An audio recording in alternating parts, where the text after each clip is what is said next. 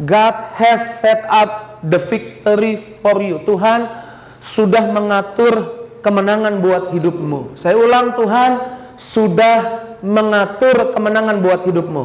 Yuk kita buka dulu Yeremia 50 ayat 34. Yeremia 50 ayat 34. Kita harus mengerti siapa kita dalam Tuhan.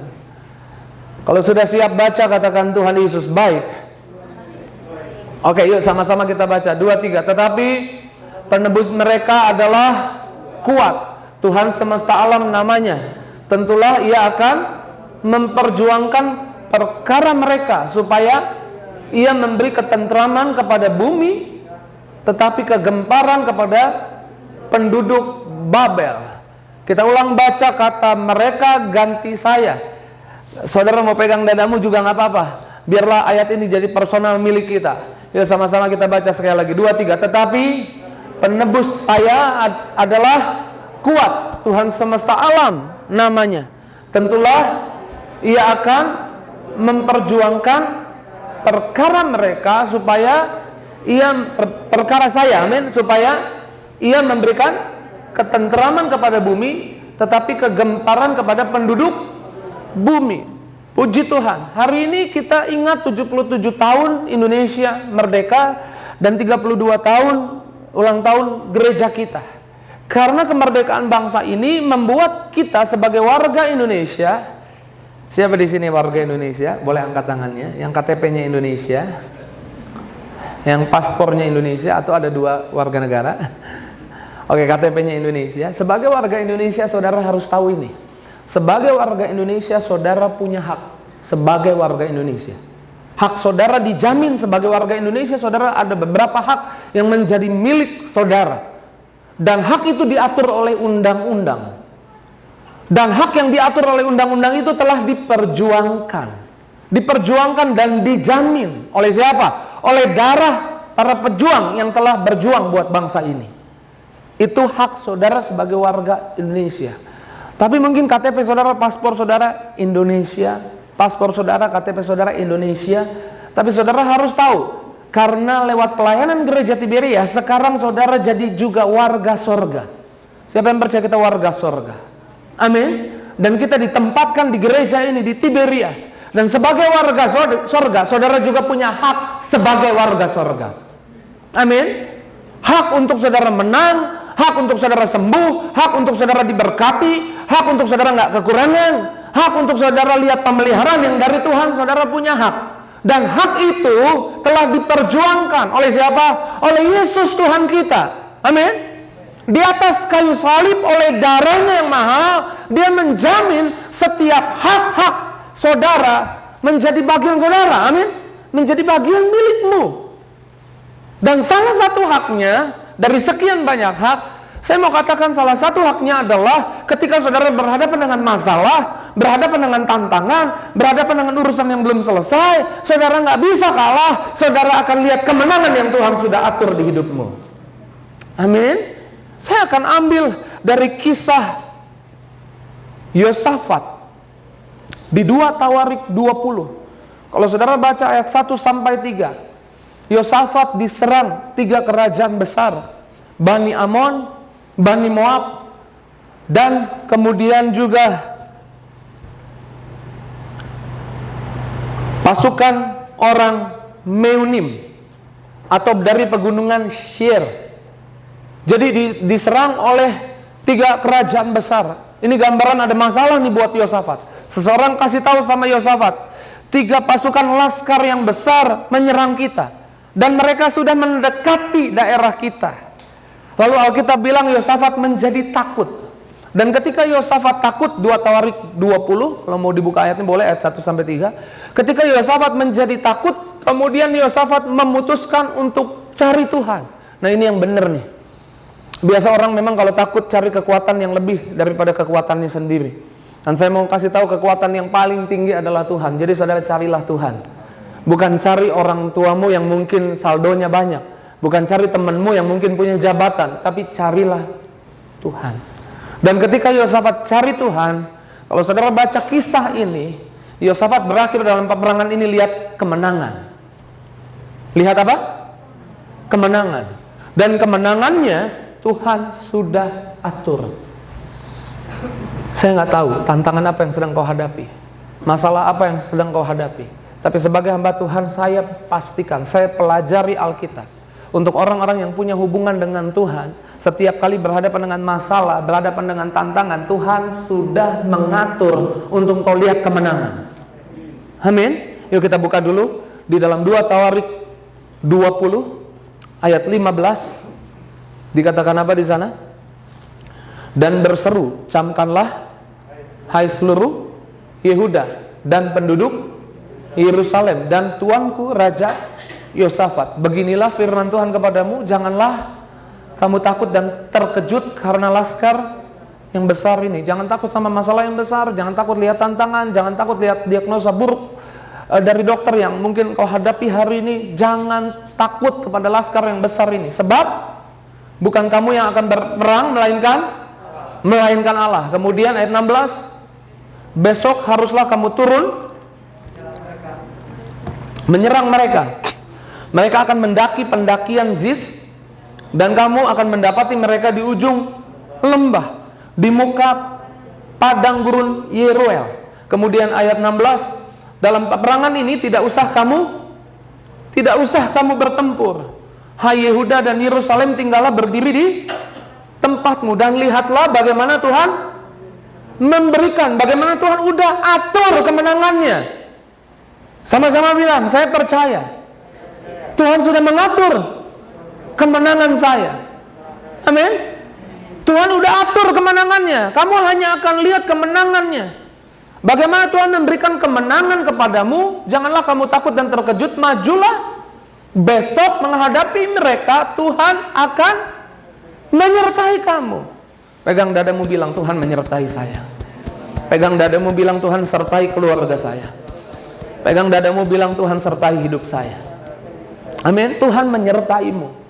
Saya nggak tahu masalahnya apa, saya nggak tahu tantangan hidupnya apa, tapi Tuhan udah atur kemenangan buat hidupmu. Nah, masalahnya, ini masalahnya, bagaimana kita tidak kehilangan kemenangan yang Tuhan sudah atur buat hidup kita.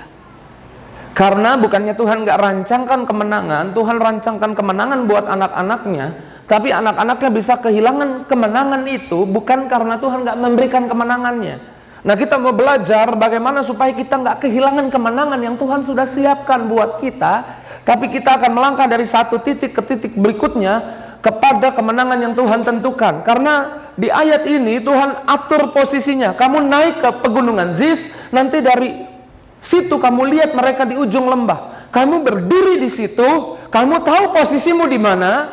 Kamu harus tahu posisimu di mana. Saya ulang, kamu harus tahu posisimu di mana. Ini bagian pertama. Untuk kau nggak kehilangan kemenangan yang Tuhan sudah atur buat hidupmu, kamu harus tahu dalam peperangan ini, dalam menghadapi utang-utang, dalam menghadapi diagnosa dokter, dalam menghadapi urusan rumah tangga, dalam menghadapi masalah ekonomi, kamu harus tahu posisimu di mana. Kamu tahu kamu berdiri di mana. Karena Yosafat harus tahu posisinya Yosafat, penduduk Yerusalem, penduduk Yehuda harus tahu posisi mereka. Tuhan bilang, karena bukan kamu yang akan perang, aku yang akan perang. Kamu lihat kemenangan yang udah aku atur. Kamu hanya hadapi, berdiri di hadapan mereka. Saudara harus tahu posisimu. Ketika berhadapan dengan Yosafat, penduduk Yerusalem, penduduk Yehuda berhadapan dengan laskar yang besar, mereka harus tahu posisi mereka berhadapan dengan mereka. Posisi Yosafat, Yehuda, Yerusalem berhadapan dengan 3 laskar yang besar. Itu mereka posisinya di mana? Yang saya maksud, kalau di sini Yosafat dan penduduk Yerusalem, penduduk Yehuda, di sana laskar yang besar. Garisnya begini, tandanya begini, atau begini. Lebih besar mereka, atau mereka melihat diri mereka lebih kecil. Mereka harus tahu, karena ada Tuhan di pihak mereka, masalah lebih kecil. Laskar itu lebih kecil, dan mereka yang lebih besar. Saudara harus tahu posisimu ketika berhadapan dengan hutang-hutang. Apakah kamu berdaya atau tidak berdaya berhadapan dengan hutang-hutang? Kamu sangat berdaya. Utang-utang tidak lebih besar daripada kemampuanmu.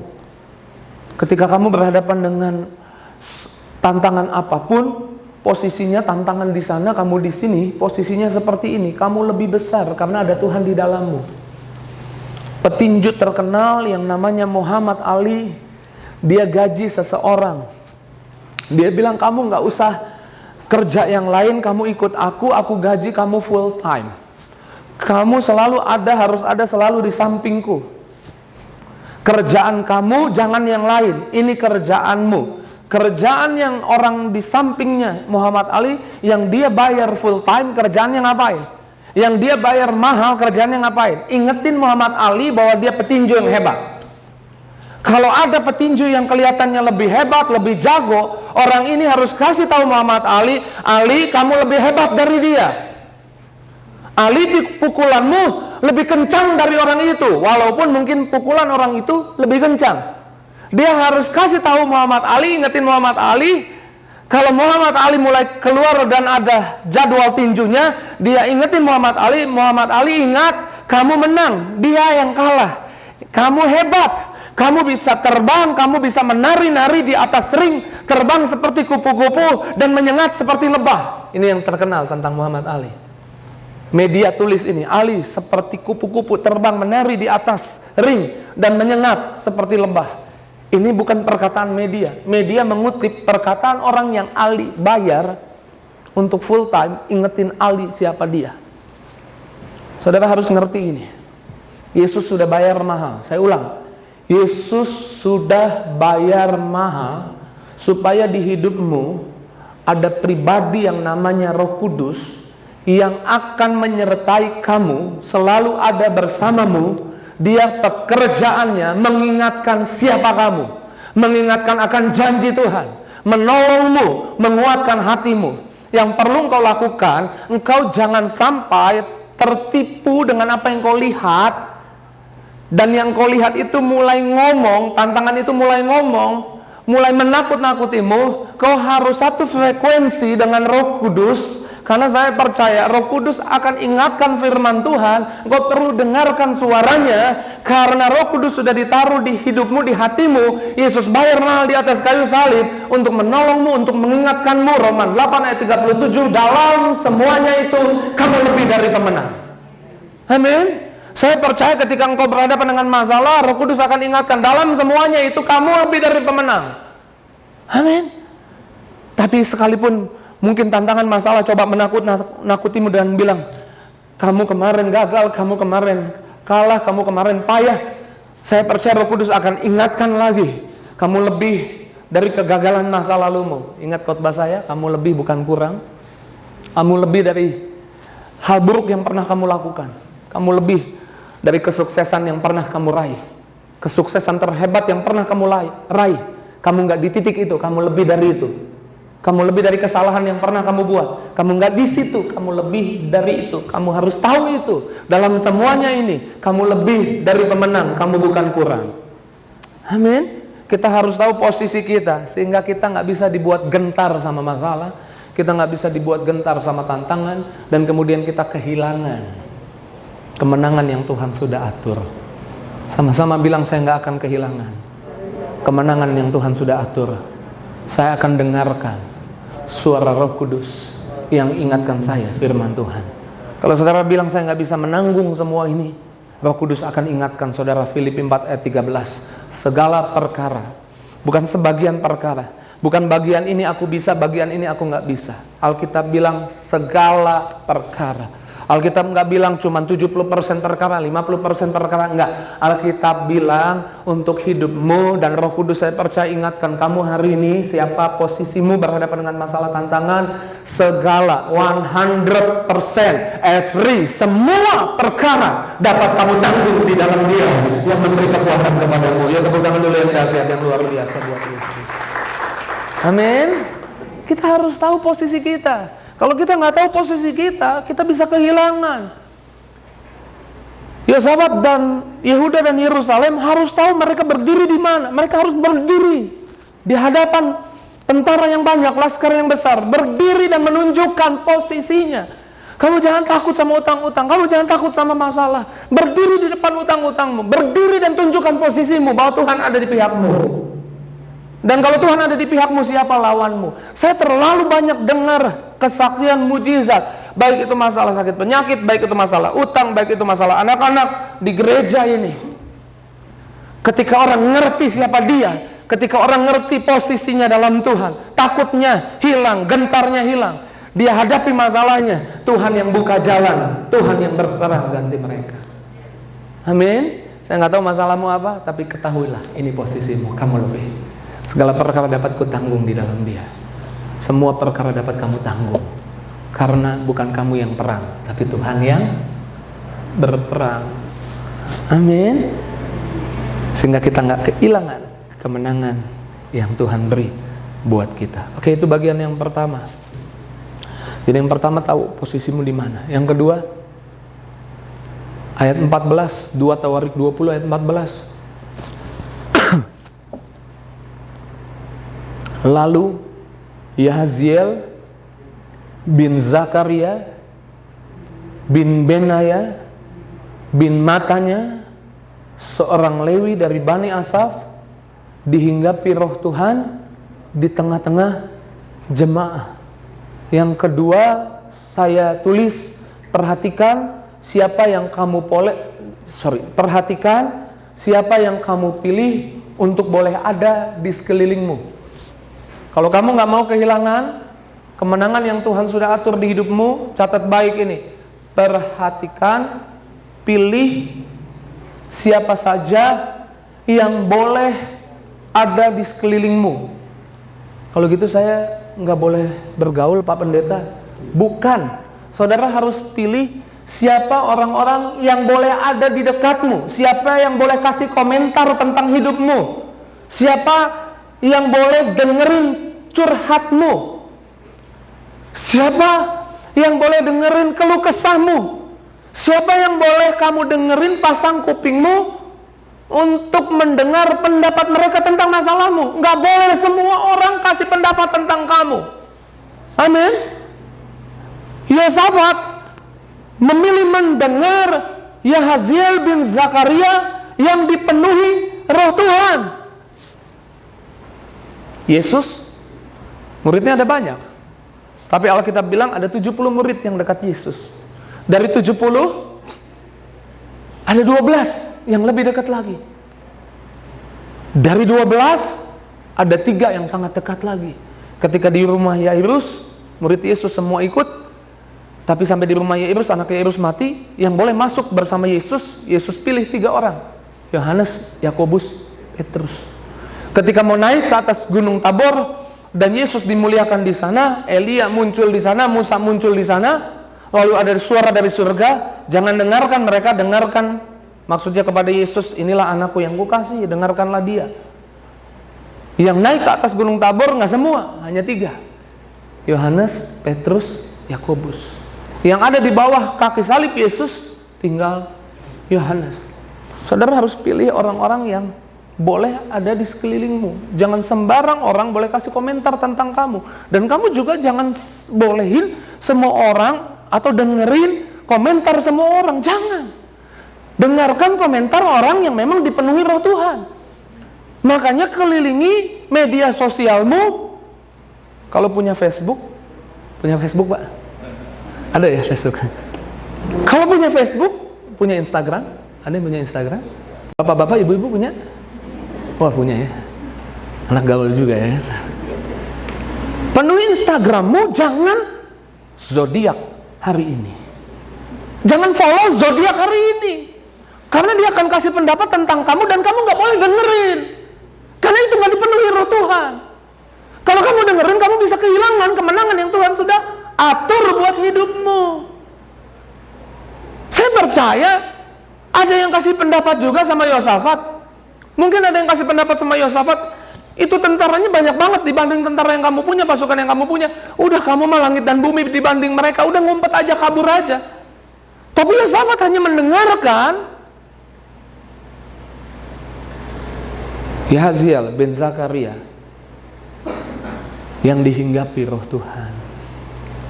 Kalau punya Instagram, follow, Mario Marcelo, coba searching, ada tuh. Jangan Mario Marcelo doang, Gideon Simanjuntak ada juga tuh. Jeffrey Adolfane ada juga tuh. Karena mereka yang dipenuhi Roh Tuhan, ketika dengar kabar buruk atau kabar-kabar yang bisa buat saudara takut, mereka akan cepat-cepat posting juga sesuatu yang meluruskan pemikiranmu. Facebooknya follow juga, jangan follow zodiak hari ini, ya kan? Ramalan mimpi, tadi malam mimpi nih, ya kan? Jangan. Pergaulan yang buruk merusak kebiasaan yang baik. 1 Korintus